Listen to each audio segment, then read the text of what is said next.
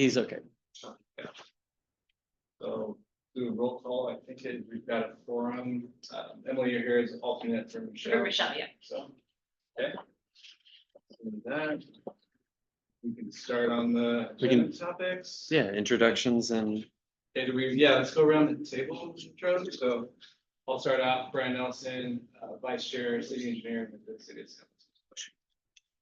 Emily Francis, SLO City Council, here for Michelle shortly. Christine Mulholland. Christine Mulholland with the City of San Luis Obispo at-large seat. Yep, multi plans conservation. Ian Garson with Battle Range. Scott Smith, Stillwater Sciences. Eric Sterberg, plans conservation. Rachel Hawthorne, Wallaceburg. Josh Porter, County Water Resources. Troy Barnhart, County Water Resources. Brendan Clark, County Water Resources Committee Secretary. Joey Style, County Public Works, Water Resources Division. I'm auditing class higher, but I'm Gabriel Munoz Morris, City of San Luis Obispo Community Development, focusing on flood stuff. I'm sorry, what was your name? Gabriel Munoz Morris. Thank you. Right, moving on to item 2, approval of the April 9th meeting minutes. Anybody have any comments or revisions on that? Seeing none, I move approval as submitted. Can we get a second?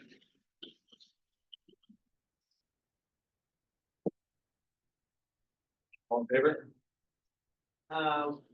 We may not be able to do that because only 2 of us here can vote. That gives us a 2-2. We don't have.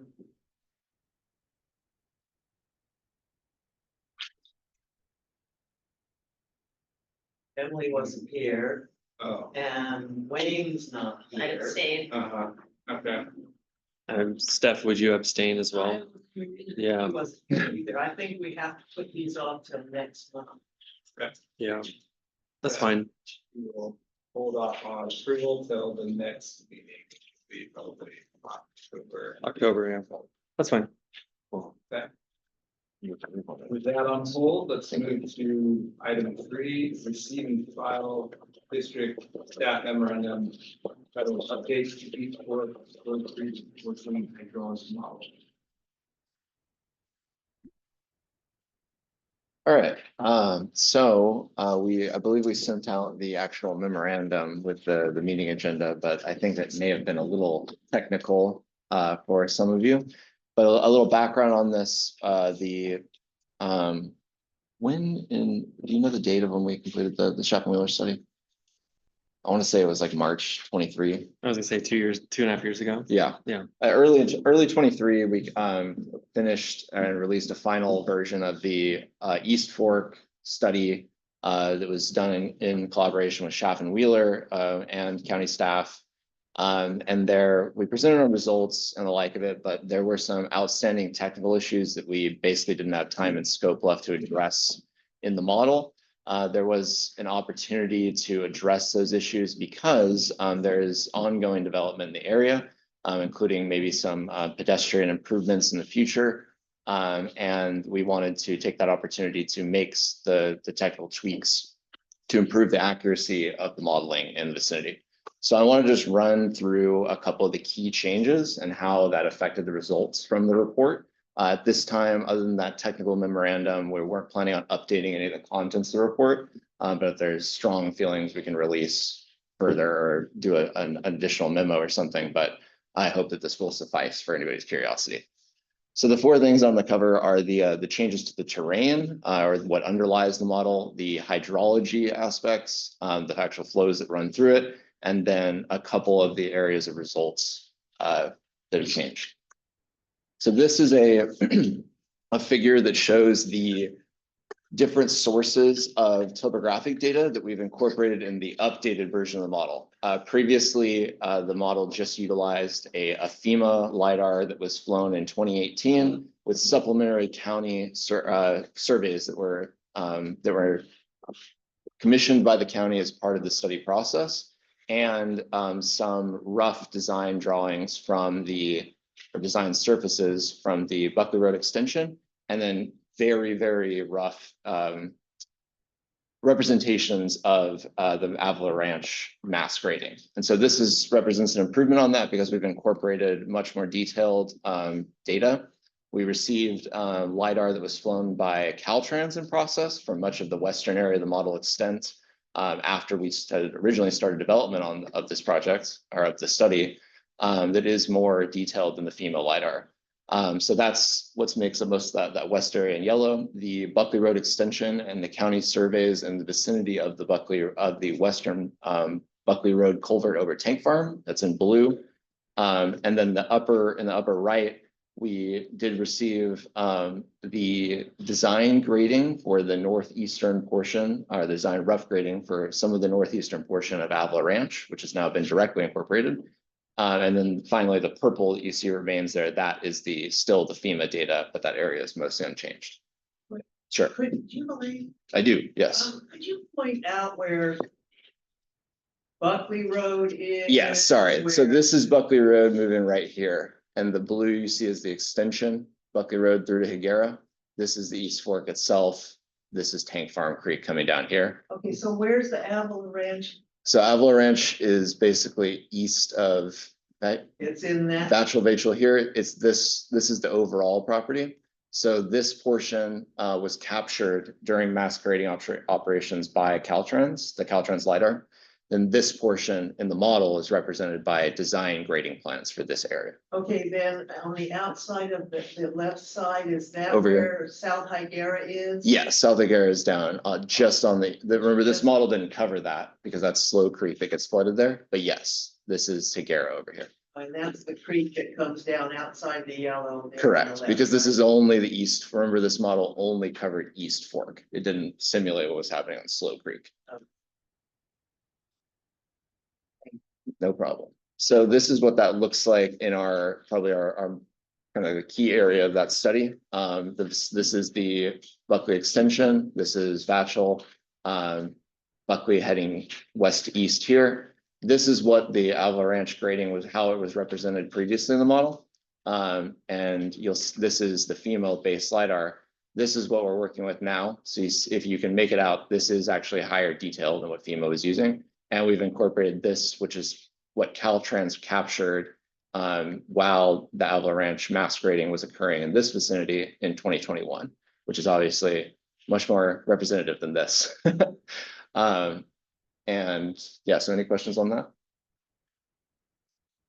So we also, other than the terrain, which I'll talk in a minute about how that affected results, we also changed this is more of a guidance issue because this was already represented in the model, but the previous, the Schaffen-Wheeler effort actually redefined the study flows, hydrology through the area.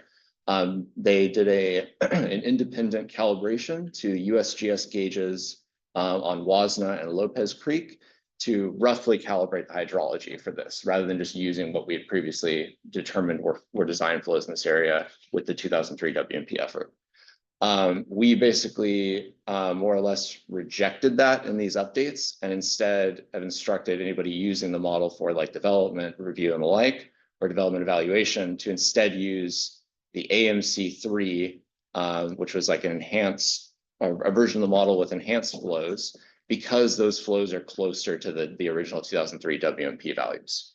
And so all these numbers are just showing that at this point, those AMC3 flows from the Schaffen-Wheeler study are closer to the WMP flows. There were some issues with the USGS data that Schaffen-Wheeler relied on. And so we're reverting back more or less to the 2003 WMP for now. The changing hydrology in the entire watershed will be addressed and will be better addressed in the forthcoming WMP update. It's something that should be done for the entire watershed, not a small piece of it like this. Speaking of the water flows and all, I had a call from someone out on Buckley Road a few days ago, seeing bulldozers in a creek. And I said, if it were me, I would call Freddie Otti, because he's our creek guy. She had tried waiting to get hold of him. Do you know where that was and what they were doing out there? Are they still So grading? we went out there and looked at what we think was related to that, but I'm gonna let Brian take that Yeah, question. yeah, so we got the email too, we forwarded it from Kathy Portland. Yeah, so they're doing mass grading operations out there for phase 5. The work that's happening next to Buckley Road is for the outfall for the on-site detention systems that do connect to the creek. It's not creek work, it's coordinated work, part of the on-site fire retention for the mass grading, so. There's no work within the creek, but there's a connection to the creek out there as part of the plan for that project. In future work, it will be, actually paving, doing the homes development, but this is just the initial phase of work, so. Everything that looks like it's happening in the creek is more for the tension of the stormwater as part of that analysis from the development, so. I responded to that, I think I clarified that a bit for her, but I understand the concern, it looked like there was equipment happening right there in the creek. That's what, It is a channel, it Yeah. connects to the creek, but it's not. but it's like a bioswale. Yeah, I said to her, well, if it's really a creek, then Yeah, call Freddie. yeah, it's not in the creek, it's just east of where the creek bends and goes north. And from after having been out there and seen it, not involved necessarily with active review of the project, I mean, the bioswale corridor is the channel for it is almost as big as the creek itself, the creek flow line, so I can understand any of the confusion for somebody looking at it, but that's a fresh thing that there was not a flow line there. They've created this other channel to create, to And take. there's a onsite. storm drain that's outfalling into it from the upstream bio retention. Yeah. And on-site storm water facility. So it's the overflow effectively for on-site. Okay, so it was quite set back from the creek itself. Yeah. Thank you. Yep. Don't understand you. No, they're doing work for the houses. So as to get back to this real quick, this is just to say that overall, the flows that we're basically using are relatively close to the WMP flows. And that's what the details the results maps that I'll be showing are based off of these AMC3 flows, which are not necessarily what Schaff and Wheeler discussed in their report because they were relying on their calibrated hydrology. So this is a rough graphic just showing the differences in inundation extents with the various 100-year scenarios. So the blue refers to the updated model following these changes we've made. The yellow is what I'm calling a pre-improvement run, and that's based on just the base FEMA LiDAR that was flown in 2018. And the greener, if you can make it out, those were the Schaff and Wheeler model results. And so these are layered in that direction or in that order. So if you can only see the blue, that means that they all are basically the same. So the only real difference here in the 100-year is within the Avila Ranch, on the Avila Ranch site, and just the western edge of the Buckley Road improvements there at the Batchel intersection. And this is as expected. They made changes grading on site, and there are no changes that resulted in no changes offsite. And the Schaff and Wheeler model was relatively similar despite these cleanup issues we've addressed as far as extents go. Then for the 10-year, things are still pretty similar. There are some larger differences between the Schaff and Wheeler and our model, likely due to just some of the cleanup we did. But the overall flow patterns are the same, no significant changes there. Here is, with the updated results in the blue there that are kind of polka dotted rather than a line. Yeah. What is that indicating? So the model itself is actually made up of cells that each of that's on a grid, and water flows between the cells. So what this implies is there's like shallow flow in this area, and so some cells are dry, other ones are not. Like inundation throughout the entire area. Correct. So there is a broad, we have pictures of that field in 2023 where the field is under like a shallow bit of water, and that's just what that looks like. Thank you. Yep. So is that all south of tank farm then? This is the boundary of like the tank farm Chevron site right here at the north side. So yes, it's all south of the berm.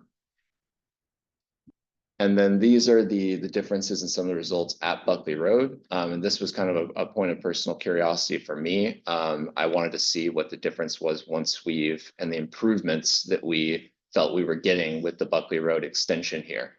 So prior to the improvements that were made with the Buckley Road extension, if you look along this black line here, the overflow location where Buckley would first become flooded in a flood event was actually to the west of the culvert itself, because the roadway had a dip here that's shown in green. This is the old terrain topo from 2018 prior to the improvements. So water actually began flowing over here. Following the changes, water no longer flows over there anymore, and instead is directed towards the culvert area for when it does overflow. So that causes a water surface elevation, objective water surface elevation increase. However, the actual maximum depth over the roadway has decreased. So the duration on which the roadway is covered with water at all has also decreased in time during a given storm. Go. And so what's the feature, essentially the vegetation feature in the red area? So this is a wetland, just a wetland area. The red is just showing that there is a water surface elevation rise in that vicinity, which is expected given basically water that would formerly flow this way now needs to back up there and flow back this direction. And so this is just I wanted to emphasize that the improvements here reflect a betterment, and that the road is now in a better case, or more resilient to flooding than it was prior to the improvements or any of the Buckley or the avalanche grading. With storm return period? This is the 10-year. The results are not significantly different between the 10 and the more significant years. So like the 100-year, so the maximum change here is below 0.4 actually. In the 100-year, the difference is like a tenth of a foot.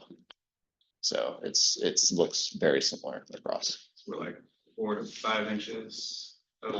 Less. The maximum depth of the roadway is 0.3 feet here, I believe, or maybe a bit more than that, but no, that's not true. The change is 0.3. The actual depth is a little higher.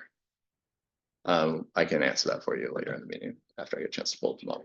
I would just add that this tracks with our observations from the January 2023 event, where the road frankly performed pretty well, all considering, and we were flooded for a few hours, but then it receded, especially compared to Higuera and other areas. So not to pick on it. I mean, even Higuera across the street, not mid Higuera. Careful. I didn't mean to pick on you, Brian. It's true. Yes, we are. So this was the last slide I had for the East Fork. And so before we move on, were there any other questions on this? Cool. Well, thanks, everybody. Right. Moving on to agenda item 4A, waterway management plan. Receive a presentation from staff on the waterway management plan model update. So I'll get to take a slight break from talking. I think Brendan's going to walk through a little bit of background on the update before I dive back into You can just move ahead, yeah. the modeling components. Awesome. Well, this is the main topic for today is our waterway management plan update that we've been discussing now for about 2 years. City and county staff have been working together on, especially in response to the floods and the event of January 23 and just the general age of the waterway management plan, with Mid-Higuera bypass now under construction.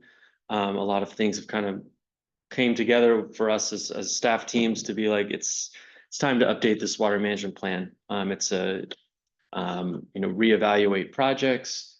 The model we've used is 20 years old. And, as you can imagine, a lot of things are dated in the document, and, we're looking at new programs, new permitting programs. And, again, kind of the consensus agreement was it's time to start thinking about an update. And we identified these various tracks. And so rather than what I would consider a wholesale update, which is get one consultant and go do everything. When I say we, I mean county and city staff, have created these 5 tracks, kind of targeted updates. And various tracks are data collection and modeling, which is what we're talking about today. The stream and rain gauges, flood monitoring and notification, the drainage design manual, and project identification. What we've done to date, starting with kind of, let's see, what we've done to date is an amendment to the reimbursement agreement between the city and the county. I believe this is going to city council, very possibly next week, if not next month, and it will also be to the Board of Supervisors next month. This amendment, which has come through this committee before, but I know we have a lot of new faces, will allow reimbursement to the city for consultant costs and consultant costs related to any of the tasks identified in our update. So it could cover city or county areas. Just increases our staff capacity to perform the update. We've also had budget allocations in the Zone 9 budget for the Marsh Street Gauge Replacement Project, the San Luis Bay Drive, Avila area stream gauge installation with USGS, and the WMP update kind of first phase. We have $200,000 budgeted for that right now, and we haven't used any of that yet. The city has also been pursuing a vegetation management plan to include all the creek properties owned and managed by the city within the limits, and that's funded by the Coastal Conservancy. Freddie wanted me to mention that. And as far as specific work that's been completed or initiated, have spent a lot of time in the stream and rain gauge realm the last year. We were awarded a grant from DWR for the San Luis Bay Drive gauge near Avila Beach, and we're expecting a mid-2026 installation for that. We are developing what the county calls a project execution plan for the Marsh Street gauge replacement. Josh was out there this morning with our technical unit, our staff team that does all our gauging, as well as one of our vendors that we use just to get more information and conceptualize and plan out the gauge. So that is moving along. And let's see. Yeah, I'll just go ahead and stop that there. And so today we're here to talk about the data collection and modeling and our current approach to that. And so I'm going to hand it over to Troy, who's also going to be presenting on this topic. Cool. So the 2003 WMP is a pretty big document. I think that most of us here have probably looked through it before at least, but on the technical components, there are a large variety of technical components. And one of the motivations behind getting these kind of tracks was to avoid doing a wholesale rewriting of the document, instead of just targeting certain areas. So in collaboration with city staff, we have identified specific components that are needed from a engineering, modeling, geomorphology perspective in order to inform opportunities for improvements, whether they be for restoration or for flood benefits in the future. Those are outlined here on the right side. They all correspond to sections within the WMP if you want to go read that later. But the key areas are the problem identification, the environmental baseline, the H&H models themselves, and then the project identification. The 2003 WMP was structured with the idea of serving actually as either an EIR or a pseudo EIR for CEQA compliance for future stream maintenance and even project activities. That's not how it was eventually used and not how we're proposing to use it in the future. So how we conceive of updating the environmental baseline is rather different than what was done in 2003. But the other components are relatively similar to the process that was followed for the previous WMP. And so what we've proposed to do to update those specific areas for now I'll lay out more about the kind of the sequencing of this at the very end of this section. But we are looking at various types of surveys to inform the physical, what's physically happening in the watershed. And those will feed into and form the basis for the actual H&H models themselves. And these are the activities that we're looking at doing, initiating potentially this fiscal year. Future work that these things will either form the basis for or facilitate will be a geomorphology analysis to identify areas of incision, sedimentation, and the like to improve our sediment management or the city's sediment management activities. I'll come back to the environmental baseline in a second. Possible derivatives of the overall H&H flood model, which would be maybe targeted ones to look at habitat quality, looking at urban drainage, especially through the city, and then maybe a derivative for flood forecasting. And then the project identification, which is, I know Freddie's not here, but that's what he wants the most, I think, are going to be a list of preliminary engineering and restoration concepts. And once we have a better idea, the idea behind separating these things is to use Zone 9 funds responsibly to get a very accurate picture of the watershed and use that to inform this work rather than kind of working backwards, thinking of solutions before we really know what things look like today. Troy, I believe I've asked this of this committee in the past, and I want to get it back on the record, because I was on council in the early 2000s when we looked at this, and it was first adopted back then in 2003 or something. And I have a hindsight feeling that a lot of it was just kind of brainstorming in there, but I'm wondering if now, when you're going through specifics here, are you also going to be taking a quick glance and review through the whole document? For instance, well, I voted against it because it included damming the creek at Reservoir Canyon using the freeway as a dam to slow water coming into Cuesta Park area there. And I just didn't like that. And if things like that are gonna remain in there, then my question is, are we gonna be reviewing some of the stuff and cleaning it out and putting in this new edition, what we really want? Or are you just gonna look at pieces of that whole document? Yeah, Deal with it. we haven't, I don't think we've figured out exactly how we're gonna handle the document itself, but the idea is to get a fresh look at the project identification list in total. So we wouldn't be necessarily retaining the old projects list because many things have changed. And Freddie if Freddie was here, he would have been quick to tell you that is not that project's not happening. We will not be analyzing it any further. Gosh, it's opposite, we're gonna take out the older. Exactly. Yes. Question, so there isn't really a table of contents at this point, we're using these little buckets to kind of Yes. identify the areas that are gonna be updated. But a table of contents will be iterated forward once you get further with this, yeah? Yes. Well, I will answer that Yeah. the same. We haven't landed on again, we as staff teams haven't landed on like a singular document to pull all this together at this point. So we know we could I can hold this back up, but like we know we want to do these 5 things and Kind of saying, it's gonna feel iterative from a user's point of view. It's gonna look like buckets on your end and it's gonna look like iterations on my end.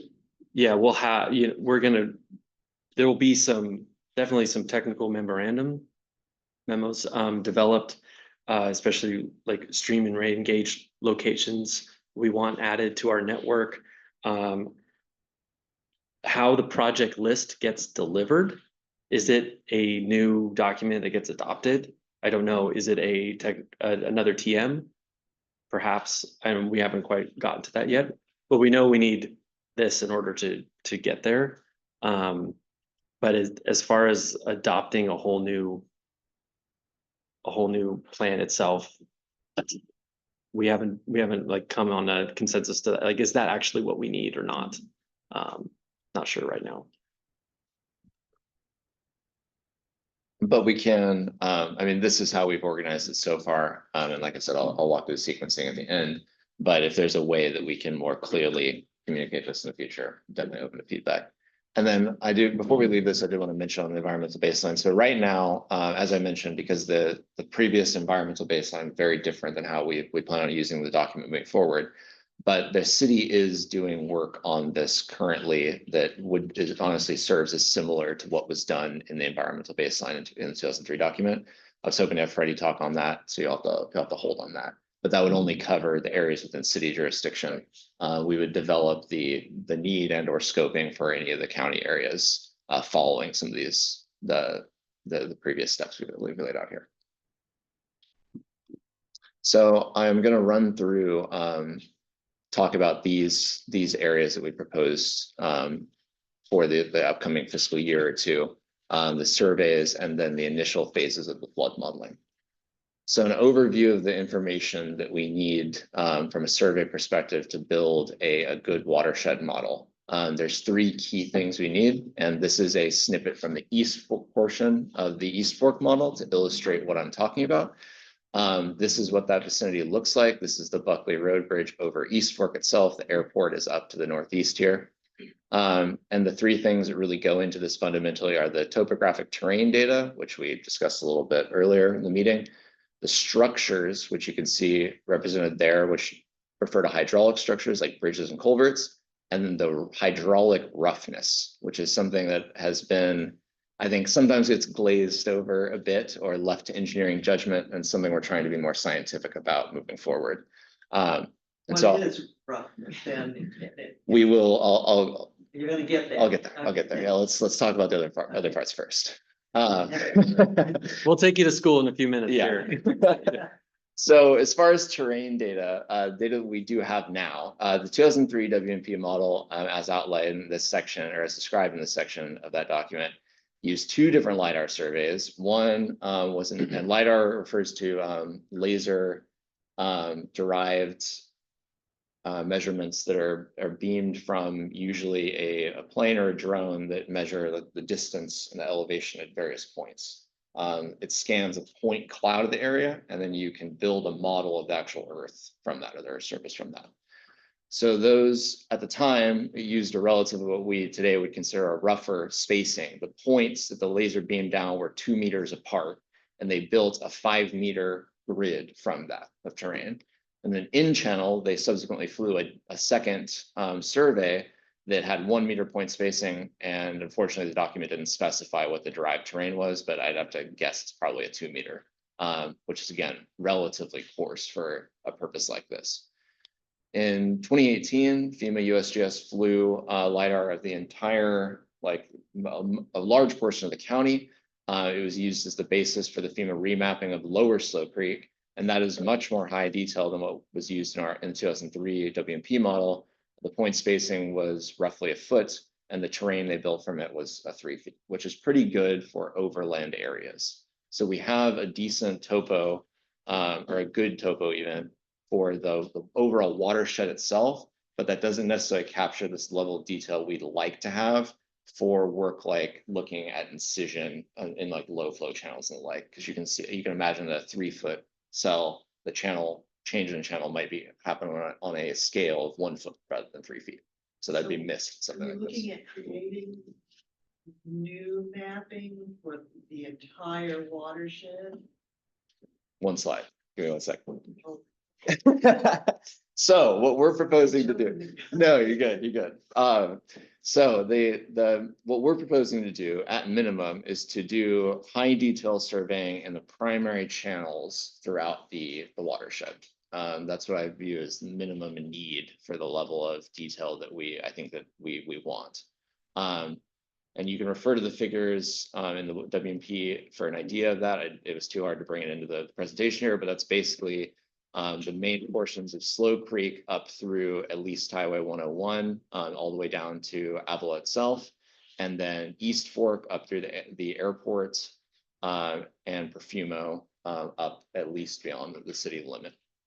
And then in moderate detail, we have the 2018 LiDAR that's suitable for those overland floodplain areas, but it doesn't capture areas of significant floodplain grading that have happened in the city since 2018, large scale development projects in various areas. And so we'd like to have those updated if we're going to do a city or a watershed wide remapping. Depending on how our conversations with various or how it goes once we start looking at bids and proposals from consultants, if the main cost is just mobilizing the flights to do this, and there's not a significant marginal cost to increasing the area, we'd like to get high detail of what I would refer to as secondary channels. So those would be like maybe more like the headwaters above the city and Cal Poly boundaries, and then the eastern city drainages, kind of like Acacia Creek and above, when it starts to get more urban drainage.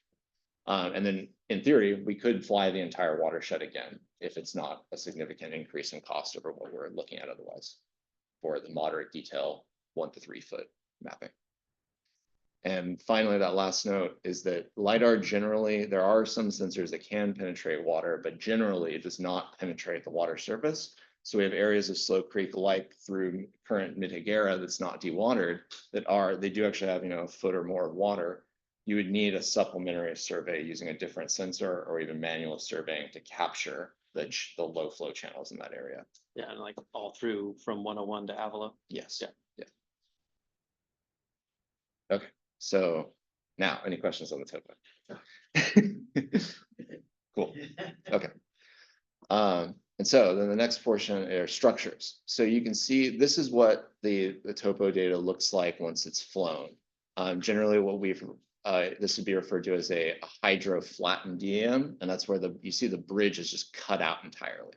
And that's the point of the surveying, is to get the channel right. It's not these LiDAR surveys don't try to represent the bridges themselves per se. So those are usually done by a separate survey and incorporated into the model, and they look like this when they're incorporated in the model. So this is more of a traditional survey. These can be done from as-builts. This is a representation looking downstream. So if you're standing here looking at the bridge that way, this is basically what that looks like in the model. These can be done from as-builts, but frankly, we have some concerns about the reliability of some of the older surveying that was done, both to support the 2003 model and the other as-builts that are just at this point 50 years old. There have been modifications to bridges that are not always captured in there. If there's a new pipe that's 2 feet wide, for example, below the bridge, the as-built survey wouldn't capture that, and that's significant from a hydraulic perspective. Well, vegetation, LiDAR penetrate. I'll get there. So proposal for the structures are that we review available as-built and surveys. We do have some fresh survey data, for example, from the East Fork study that was done a couple of years ago, and from the Bob Jones Trail extension planning, where there have been recent surveys in the last few years. That's probably reliable data. But we'll work with the city to get what we have, and also Cal Poly as well, because the model often includes some of the Cal Poly areas, to see, basically classify what we view as reliable, and then the plan would be to survey all major bridges and culverts without high confidence survey on record. An example of that would be that in the 2003 model for the undercity culvert, what the report specifies is that they used a 1994 LiDAR survey of the culvert that was at a 10-meter resolution. So the culvert itself was like, they had like 2 points in the culvert that they flew via LiDAR, and they just like roughly estimated the width of the culvert of that. Information, did that project funded under FRGP to figure out how to better improve fish passage. Okay. So check with me or Sarah, Saladini, Brady probably have to do it. Yeah. I can't think of the consultant right now, but we did a whole bunch of work there in terms of assessment. It wasn't LiDAR, but it was a lot of measurements. Yeah, I mean, for the structures, the structures, to be clear, we're not talking about LiDAR. Manual measurements were totally fine for that. Yeah. Great, cool. Well, that'd be, yeah, and we're not trying to survey everything just to survey everything, right? We'd like to save costs where we can, but we also just don't. Given how the model, these results are all super sensitive based on where what structures look like. We want to make sure that we're getting that accurately represented. And then if needed, so say we don't think something's a major bridge or culvert, but it turns out that that generates some flooding in the model and we need to figure it out later. These surveys, structural surveys, are easier to procure later. We have county resources, it's probably city resources as well, that could be done for one-off surveys of a structure or something if needed. Okay, so any questions on the structures before we leave that? Cool. So roughness. Roughness refers to basically it's a engineering concept for how much resistance the water feels as it's trying to flow through a channel or overland. This is generally represented in hydraulics as a Manning's roughness value that varies from low, near zero, up to 1. 1 would represent complete impediment, no water is flowing. So how that gets represented in a model is something like this. Again, look in our area, the blue is all represented by a Manning's value of 0.04, which is a pretty moderate to low Manning's value. But that's reflective of conditions like this. An open field, 0.04 is reasonable. You see that there's an area of red though here. That Manning's value in this model was set at 0.07 to reflect the increased vegetation in the channel there. But this level of detail and roughness, this works okay for our East Fork area. This level of detail is not, and discretization is not sufficient for the analysis that we'd like to do along like Main Stem, Slow Creek, and some of the smaller tributaries. If you have half the channel that's covered by significant hydraulic roughness, like there's vegetation along the floodplain terrace that's tall and thick, and then the channel itself is clear, if that's not accurately represented in this layer, you will get horribly inaccurate results out of the hydraulic model. The problem is, historically, it's relied on like manual interpretation. Typically, it's based on the engineering and the modeler, or the engineer and or modeler looking at like photos of the channel and like drawing in manually where there's vegetation, where there's not. We've looked into ways and we've trialed this on Arroyo Grande Creek and Soma Monet to try to be more scientific about it. So this is actually a LiDAR derived vegetation roughness layer for this stretch of Arroyo Grande Creek. This is fresh. We just tried this for the first time this year. The county did, at least in partnership with Wallace.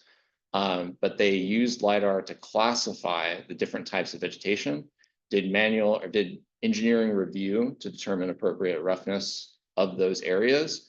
But then you can see that roughness varies and is discretized on a very fine scale. Those are like 5 by 5 cells. And I will tell you outright that this very much improved the realisticness of the modeling results for our channel there. So we'd like to do something more like this here. This is one way of doing it. There are some other ways we're aware of doing it. And we'll be looking to talk to consultants about the best way to do this for a relatively large area and be cost effective about it. In any case, this one in particular, having that level of detail and specificity will inform the management schema and hopefully improve it, maybe reduce costs, change where the goats go, things like that. Precisely. And on top of that, this is something that we've noticed has been asked for I think years by some of the regulatory agencies responsible for looking at this. Like we know that the water board has repetitively asked for modeling with showing velocity through distributions in the channel. Like you cannot get accurately modeled distributions velocity without accounting for these vegetation things. Is roughness only accounting for vegetation as an impediment, or is it also looking at rockiness or like man-made elements as well, or what is it taking in? Good question. Stuff in the way. Just anything. So if it's It's not actually. Okay. So it's used to, it's put into these models to help us understand the management implications of. And I'd add that it depends on how that is. So say we're dealing with a rock substrate or man-made impediments, it depends on how those things are represented in the terrain. If the terrain smooths them out, then there needs to be a Manning's value increase. Say there's a rocky area that's represented as relatively smooth. then yes, the Manning's value will need to be increased to account for the roughness the water would feel.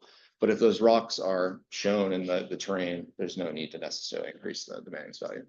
That's why, so that, and consider it, because this is more complicated than just flying a survey and there's judgment involved, this is why this would be delayed until after we get an engineering consultant on board, as opposed to the other two surveys. The other two surveys are more objective. We can get those going prior to having a modeling partner, but this needs input from the modeler to determine how those things are going to be handled.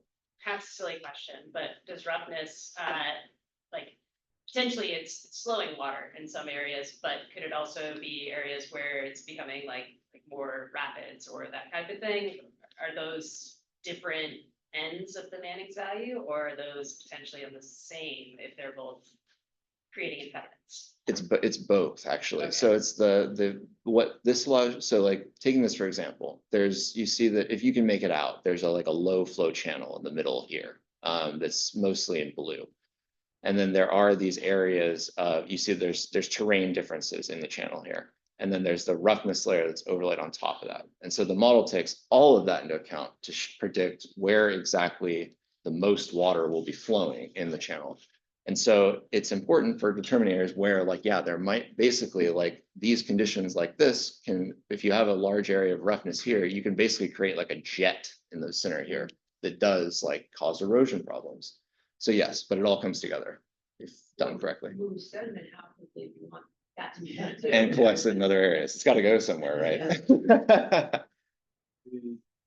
So, yeah, the terrain question with LiDAR and vegetation, I know the LiDAR detects roughness, what we're talking about here, but what about the underlying topography Yeah, so of the channel that will dictate, the capacity? That's part of the equation as well. So is that field surveys, manually calibrating the channel in addition to LiDAR? Is that methodology? yeah, good question. So I meant to address that actually, but basically like the difference here would be that in a typical LiDAR survey that produces just the topography, this topo data alone, what they'd attempt to do would be basically to remove the influence of the vegetation. They do a scan and they have points typically at a high enough detail to know roughly where the ground is. There's enough points cast that they can figure out which ones are underground. If needed, they can ground truth it in the channel, rather than just making sure that everything's on the correct datum and dialed in. They can ground truth, but if you cast enough points, you can usually get ground points, Okay, and they even can with like filter. full canopy coverage over the creek. It depends. So Yeah. if there's full canopy coverage, that's where like drones are super useful because you can usually get an angle through the canopy via drones rather than flying obviously a plane way up above. It's hard, but it is possible. Okay, so this LiDAR could be planes or drones, or Correct. whatever. The channel one might have to be Get drone that flown. scan Yes, angle. exactly. Yeah. Yeah, and they'd be two separate surveys where the terrain would be one that a survey that's likely just totally controlled for vegetation. And then a separate survey is done looking specifically at the vegetation, because there are other ways other than just LiDAR. This one used LiDAR to classify the vegetation, but there are other sensors that can be used to classify vegetation other than just like the elevation distance one. You do color or all sorts of stuff. So that these would be separate, but yeah, that makes sense. Cool. Just want to offer that the California Natural Resource Agency and RCD, we got together and actually mapped the whole county LiDAR, and the derivatives were just published March of this year. Oh, okay. It's free, open to the public, and it's pretty high definition. I use it all the time. And, our RCD and the district standards RCD allocated us to not programs, the counties in the state as well. So I'm happy to share that. But it's really high quality, and it also includes things like canopy height, canopy slope, canopy cover, topographic openness, geomorphons, does surface as well. So because it was done by MD5, they have their own planes and they have the LiDAR, and then they have like 10 other sensors also. Totally. Wow, that sounds like. Wow, we made yeah, seriously. All right, well. Province rule. Yeah. Yeah. All right. Yeah, that'd be killer. We'll So definitely then look at we that. would- Cool. Well, and even if that maybe then especially if that just answers our question for needing more detailed data in general, but if that didn't meet our needs, especially with the in channel, that's where we could spend more time and effort there. I'm not sure if it's detailed enough for like specific channel, I haven't tried it. That's Yeah, absolutely. Check it out. For sure. Sweet, thank you. But yeah, that's more or less I think I already kind of covered this. But where we definitely want to do this detailed roughness, if needed, would be any areas with historical or possible vegetation maintenance specifically. A lot of the creek channel is affected by vegetation one way or the other, but depending on the way that permitting goes in the future, we expect this to be kind of something that's potentially needed in these areas, or a need in those areas. All right, so that's it on surveys. Any other questions? All right, so I wanted to walk through, before we get to the sequencing of this, I wanted to walk through a couple of considerations that we've thought about with city staff on applications of the model and more, I guess, like higher level things than just the base data. And these will be taken into consideration as we move towards the procurement of the engineering services contract. So first of all, the current WMP drainage design manual actually calls for basically cumulative impacts to be taken into consideration over time. With changes in the floodplain, those things should be incorporated. The idea was to incorporate those in the 2003 model over time and make sure things were not changing excessively or the like. Due to the way that the 2003 model was set up and modeling limitations at that time, that was really hard to do at the time. It is much easier now, fortunately, with the change to 2D modeling.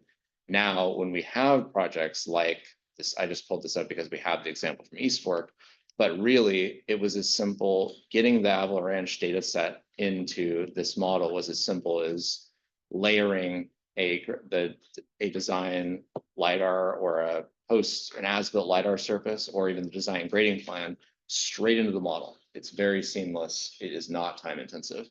And so moving forward, the city and the county can coordinate on basically having a living model that projects, especially larger scale projects over time, brought into, accounted for, and then will be in the model going forward.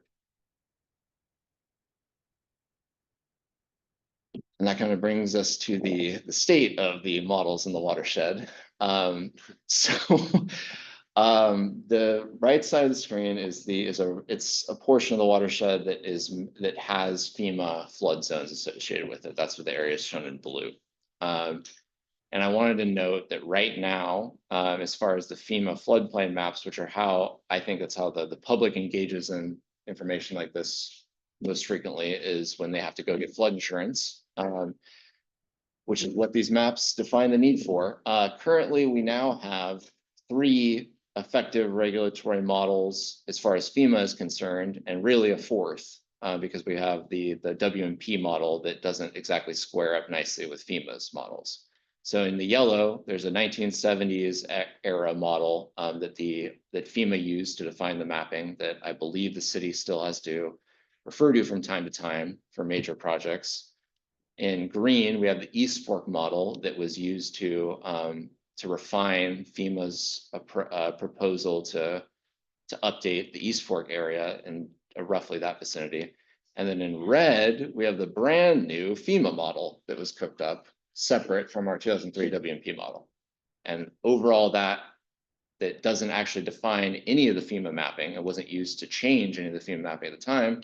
We have the 2003 WMP model that was, per the DDM, that's what you're supposed to use to evaluate impact.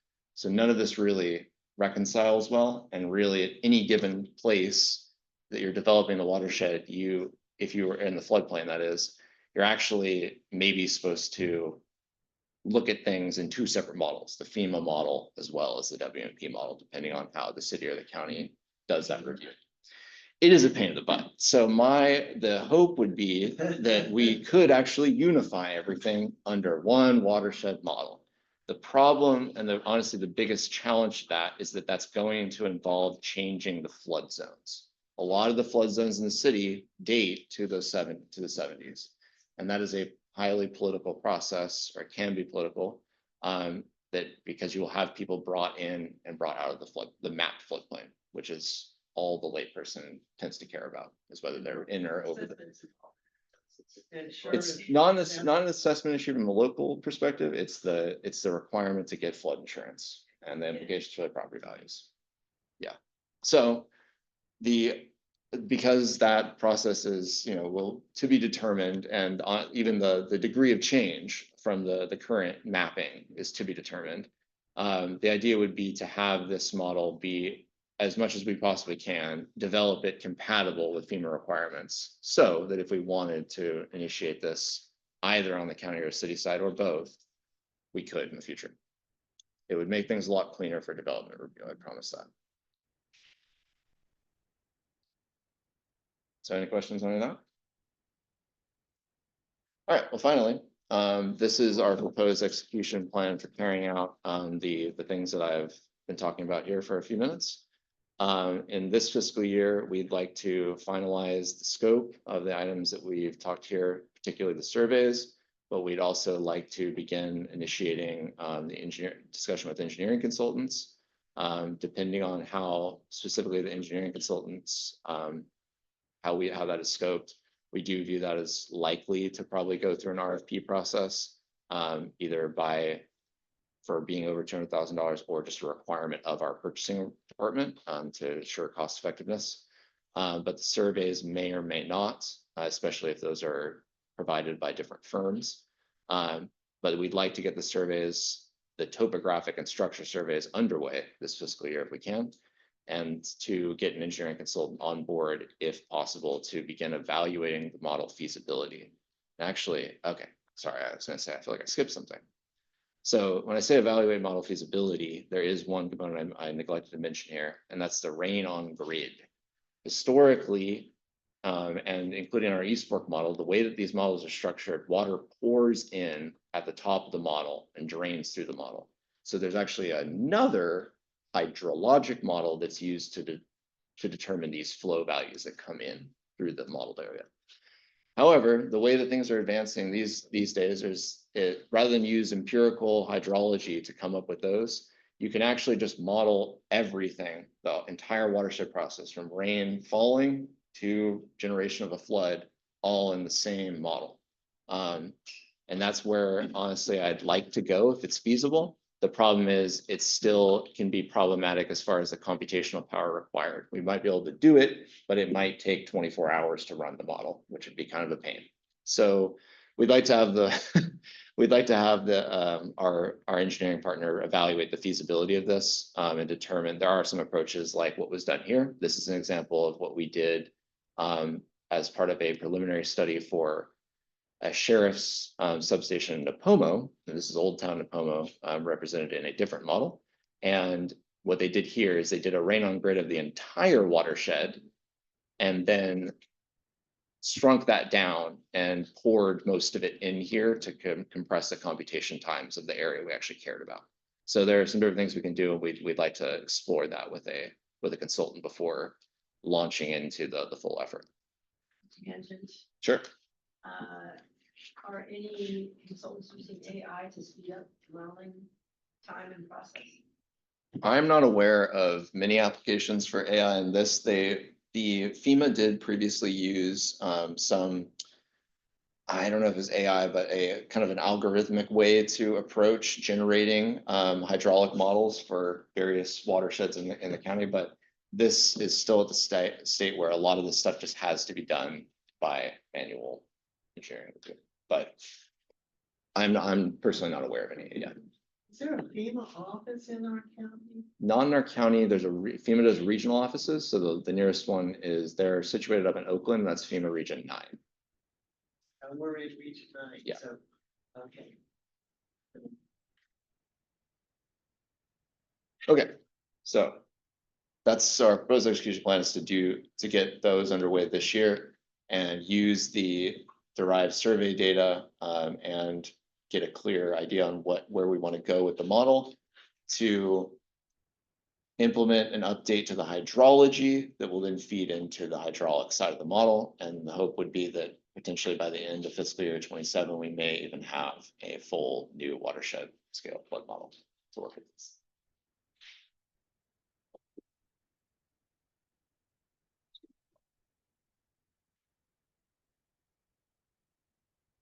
Next item on the agenda is four B. Can I shamelessly say something from the plans function?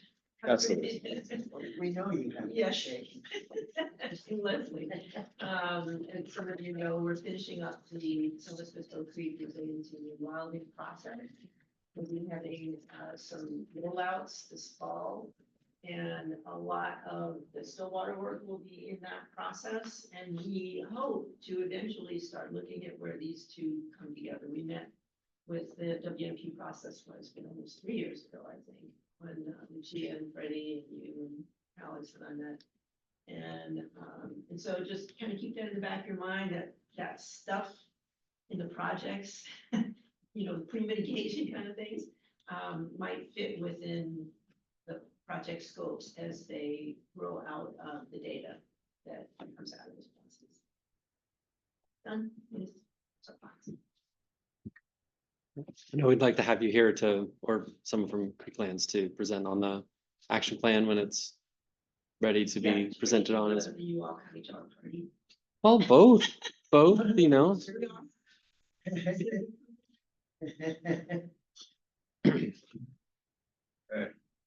Four B, stream gauge update. I'll just say, like I mentioned here at the beginning of this item, we have funding for two stream gauge projects. One is at Marsh Street. This is a relocation. The gauge is currently placed in the flood zone, or as we know, it's on the Marsh Street Bridge. That bridge floods. You know, for example, in January of 23, we were down for 5 days because of the flood. And so we, city staff, county staff, we all agreed it'd be great to get this in an area, in a place that we can rely on it more during the events we need it the most. And so that project is ongoing. Like I mentioned, Josh was out there this morning with the vendor, and that's something we're actively working on. And then as I mentioned too, with Avila, the gauge near Avila along San Luis Bay Drive at that bridge, we have funding from DWR and we have USGS on board, and we're working on the contract and the documents to get that in place so USGS can install next summer. Oh, next summer for both of them? Next summer, at least for Avila for sure, and Marsh, I would like that. I'm not committing to a timeline right now for that yet, but I would like that to be next year. So there's a lot of factors there. So we gotta go open up the open space easement. So should be fine. Anything else on that item? No, I think we've done the WMP update. Okay. Any other questions on the WMP update? Item C here. Got any lingering questions? Okay, not hearing any. We'll move on to ongoing updates. And I will start us off on the Mid-Hager bypass project update. So just cover the highlights here. There's a lot of text here, but the quick synopsis is that the major grading activity work has been completed. So that includes the bypass channels at South Street and the Yankee bypass. We're working on benching. Benching means widening the creek channel at several locations. So that is nearly complete. Primary focus of the work right now, since the dry season, is constructing the bridge at Yankee Lane. So they're working on the east abutment. They got the center piles in place and the west abutments in place. So now between now and the end of September, everything that's in the creek that's part of the project should be complete so that they can pull the dewatering and restore flow within the creek. Our permitting window is June through October 1st. So that is the primary focus of the contract work, which in total is 62% complete as of the end of last month. So they're making good progress. Expect to be done in the time frame we have. Any questions? Yeah. Yeah, I'd just like to say that it was a wonderful meeting that we had in July when Zone 9 met out at the creek with Freddie and Wayne and all kinds of other people were out there. And having looked at this plan year after year, you know, I see these maps and I see a little creek and there's a little bench. Had no idea of how massive the project was or is, and how much earthwork was being done, and how beautifully the contractor was doing it. And I have since paid attention from in back of the South Street neighbors there, getting a view of what's going on over there in Bianchi Lane, and I was just very, very impressed with the work being done.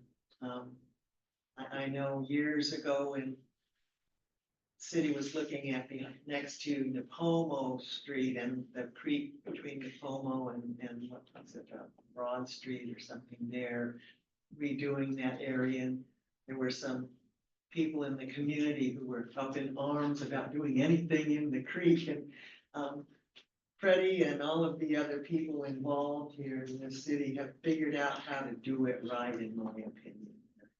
Very impressed to see what's going on out there, and I hope that it will make a difference, and we'll see when we get some big rains, how it shows for itself. But, I'm glad that we met out there. It was meaningful to me, doing the paperwork here, monthly meetings, and how, you know, how year after year to actually see the thing in person. It was a good meeting here. Yeah, I think I've been providing updates on Mid-Hagar bypass for the last 8 years. Yeah, well, that's what Every I'm 2 talking months, about. or, yeah. Yeah, we're we doing did design, that, getting yeah, we permits. see a little map on the wall, and oh, yeah. Yeah. So, And, takes quite a while to get to the permitting process, the design process, 10 years of work to get to where we were last year when we broke ground, started the work. So, you know, all that time and energy, you know, it's actually coming to fruition, which is nice. yeah, once they got in there, man, boom, they're just. Yeah. And And they had to go just quickly. smooth work, I mean, really, just cherry, yeah. Yeah, so that, I mean, it's good to see it. Maybe we can take another trip out there when it's done. Yeah. Get some eyes on. Yeah, come winter when we get a couple of rains and see Yeah. when some of the vegetation starts sprouting up on the banks and. Yep. Yeah, that was great, guys. Speaking of that, I'm assuming there's some kind of monitoring process that has to happen with your vegetation, and is that covered in some of these contracts already? Correct, yeah, we have a 3-year plant establishment period that's embedded within the Souza contract for construction. So they have a landscape sub who's planting and maintaining for 3 years. We also have consultant services to check on the contractor that they're actually completing the maintenance as required in the contract. So we have, and that goes for 5 years. So we'll continue plant establishment with the contract services through 3 years. Hopefully by year 2, year 3, the plants themselves will be established. They won't need any watering, but there is temporary watering through city provided irrigation on site. So they'll water them to get them set, and hopefully they'll just be living off the, you know, natural surface flows and groundwater at that point. But if not, we have that oversight to make sure that it's happening, and we can extend that contract if we needed to. But that's a requirement of our regional permits to provide that plant establishment period. A shameless plug, Creek Lands Conservation can do stuff like that too. For a lot less money. Okay, let's keep that in mind. Yeah, any other questions on the digger? Right, next item on the agenda is creek maintenance updates, and Freddie is not here today, so. Freddie's meeting with CAL FIRE right now. I don't know. Up on a dozer. Yeah. Up on Westbrook Canyon, figuring out where to put the next fire line. Yeah. Pretty important. Yeah. And then the last item here is your render removal updates. Anybody here to provide? I mean, John provided a write-up, so they're gonna start their landowner outreach and get going late, looks like early fall.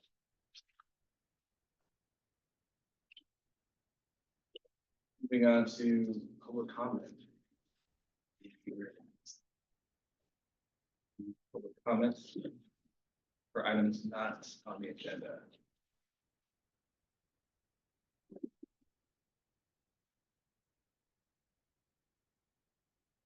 So future agenda items, do you have anything new? Just Creeklands action plan at some point. So Review the Steelhead action plan and also the larger. It's the action plan, resiliency and remodeling.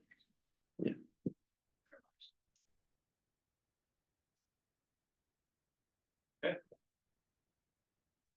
that, we have our next meeting scheduled for Wednesday, October 8th at 1:30 in the same location here.